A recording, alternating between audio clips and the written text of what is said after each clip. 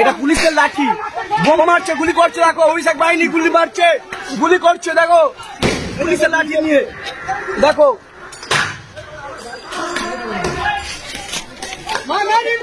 সব সময়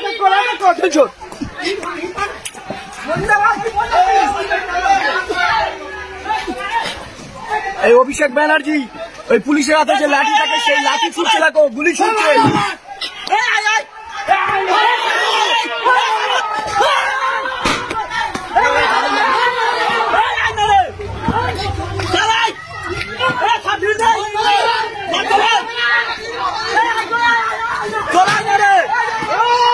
পালিয়ে যাচ্ছে অভিষেকের বাহিনী, দেখুন পালিয়ে যাচ্ছে, পালিয়ে যাচ্ছে।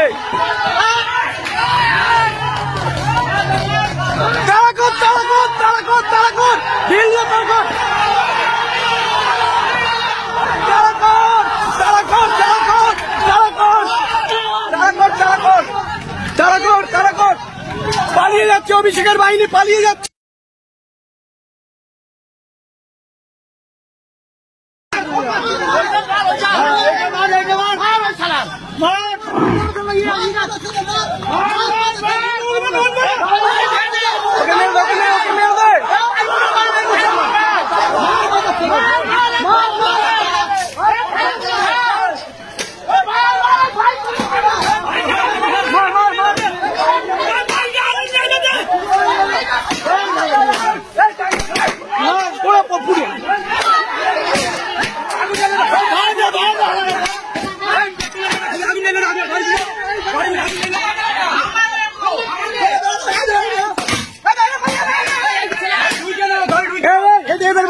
বাইক ছিল, এটা এদের বাইক,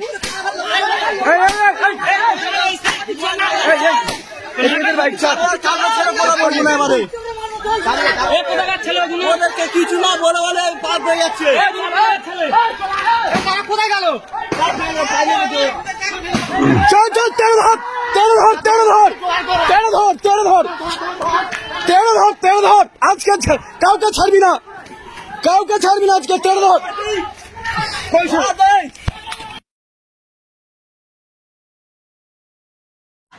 দর্শক, এই হলো দেওয়ানহারা লোকসভা কেন্দ্রের ভিডিও চিত্র,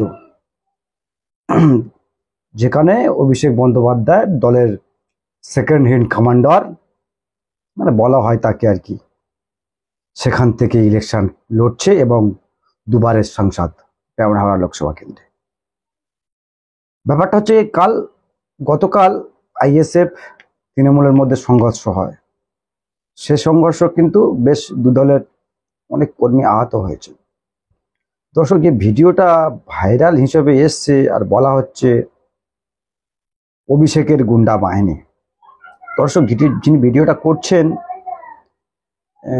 তার নাম ঠিকানা এখনো পর্যন্ত কিন্তু আমরা পাইনি, কিন্তু কোন দলের সেটা কিন্তু দর্শক বোঝা গিয়েছে যে তিনি আইএসএফটা হয়তো করে বা তৃণমূল বিরোধী, মানে ব্যাপারটা এমন বোঝা গেছে তিনি তৃণমূল বিরোধী দল করে। সেই ভিডিওটা ভাইরাল দর্শক হয়েছে। দর্শক, দেখছিলাম ওপেন মানে দুপুরবেলা সম্ভবত, সেখানে দুপুর 2টো থেকে 4টে পর্যন্ত যিনি মজনু লস্কর আইএসএফের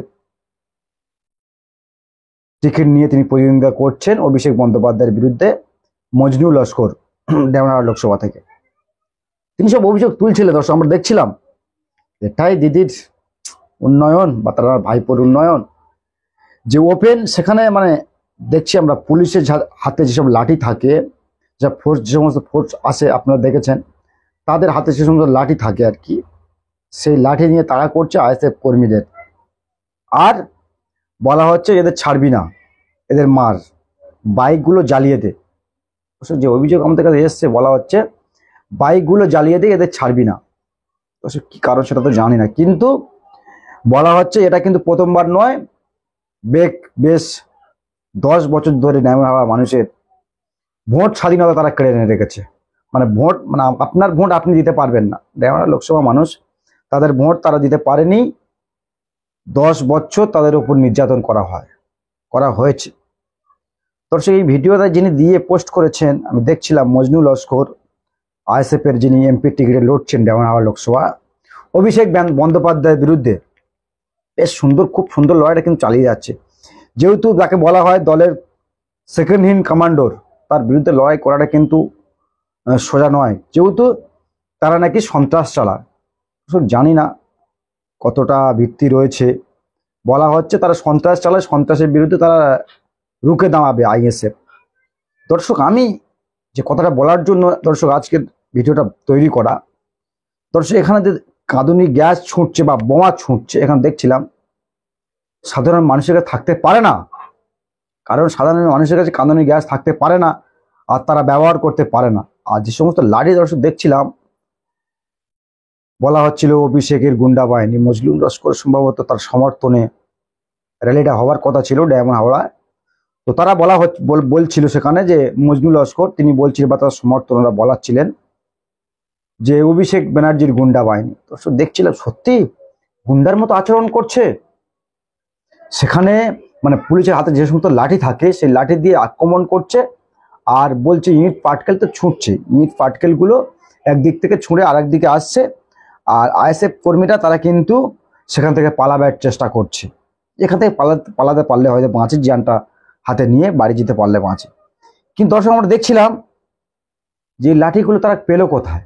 এই যে লাঠিগুলো ব্যবহার করা হয়েছে আপনারা স্ক্রিনে দেখতে পাচ্ছেন, ভিডিওটা অতটা ক্লিয়ার হয়ে ওঠেনি বা ক্লিয়ার করতে পারে, যেহেতু অত লোকের চাপে কোথায় ভিডিও ক্লিয়ার হবে, ওই ক্যামেরাম্যান সেও অত মার খেয়ে যাবে, তাই হয়তো ভিডিওটা গোপন কায়দায় করা হয়েছে। কিন্তু দর্শক দেখছিলাম ইলেকশন কমিশনের হাতে কিন্তু পুরো ব্যাপারটা চলে গিয়েছে। কিন্তু এখনো পর্যন্ত যেহেতু ডায়মন্ড হাওড়া লোকসভা কেন্দ্রে অভিষেক মহোদয় তিনি ক্যান্ডিডেট হয়েছেন, সেখানে কিন্তু অভিযোগ ওঠে দীর্ঘ 10 থেকে 15 বছর সেখানে ভোট করতে দেওয়া হয়নি। কিন্তু ইলেকশন কমিশনের তরফ থেকে জানি না সেখানে কি পদক্ষেপ নেওয়া হয়েছে। কিন্তু আমি যেটা দেখলাম দর্শক, ভাইরাল হিসেবে যে খবরটা মানে এসছে, একদম উচিত না দর্শক।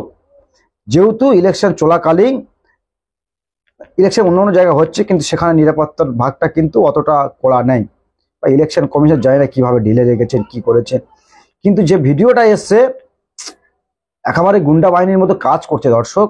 একেবারে ইট, বড় বড় ইট পাথর সেখান থেকে ছড়া হচ্ছে, এমনকি বোমও মারা হচ্ছে। দর্শক দেখছিলাম যে আইএসএফ কর্মীকে লক্ষ্য করে সেখানে বোমবাজি করছিল।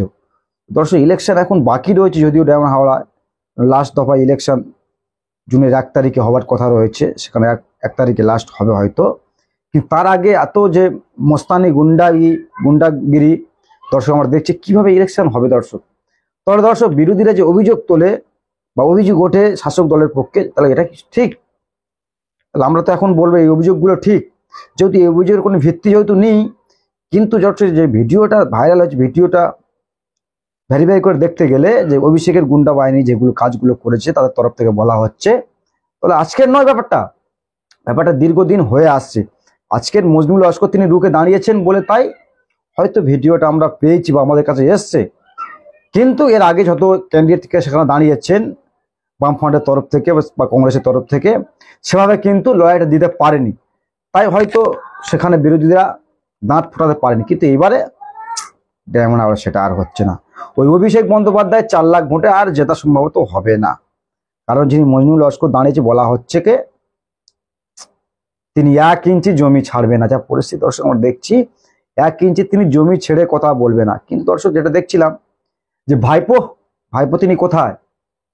ভাইপোর যে তিনি বিভিন্ন লোকসভাতে গিয়ে বড় বড় কথা বলে, সন্ত্রাস বন্ধ করে দেবো, তারপরে গুন্ডাগিরি চাই না, নিরপেক্ষভাবে ভোট হোক, সে কোথায়? ভাইপো সে কোথায় গিয়েছে? পালিয়ে গিয়েছে নাকি জানি না।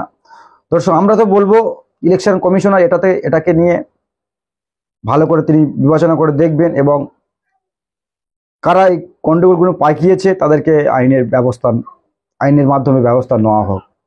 আর এই ভিডিওটা পোস্ট করে বলা হচ্ছিল এটাই নিরপেক্ষ ভোট হবে ডায়মন্ড হাওড়ায়। তো সেটা দেখছিলাম, এটাই কি ডায়মন্ড হাওড়া মডেল? এটা কি ভাইপো মডেল ডায়মন্ড হাওড়া? দর্শক জানি না ভাইপো মডেল কিনা, দর্শক জানি না। তবে সন্ত্রাস মডেল বলতে পারি আমরা কিন্তু বলতে পারি সন্ত্রাস মডেল।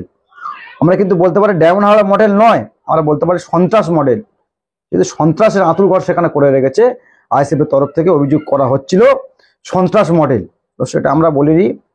তো তারা মন্তব্য করেছে আইএসএফ এর প্রার্থী যিনি মজনু লস্কর রয়েছেন, তিনি বলছেন ডায়মন্ড হাওড়া মডেল নয়, এটা সন্ত্রাস মডেল। আর সত্যি তো দর্শক, হয়তো তিনি নামটা দিয়েছে সন্ত্রাস মডেল, হয়তো শুনতে একটু খারাপ লাগছে, কিন্তু দর্শক সন্ত্রাস মডেল আমরাও বলবো, যেহেতু সেখানে সন্ত্রাস চলছে। একটা বিরোধী দল সেখানে ক্যান্ডিডেট দিতে পারবে না, ভোট নিতে পারবে না, ভোটে প্রচার করবে না।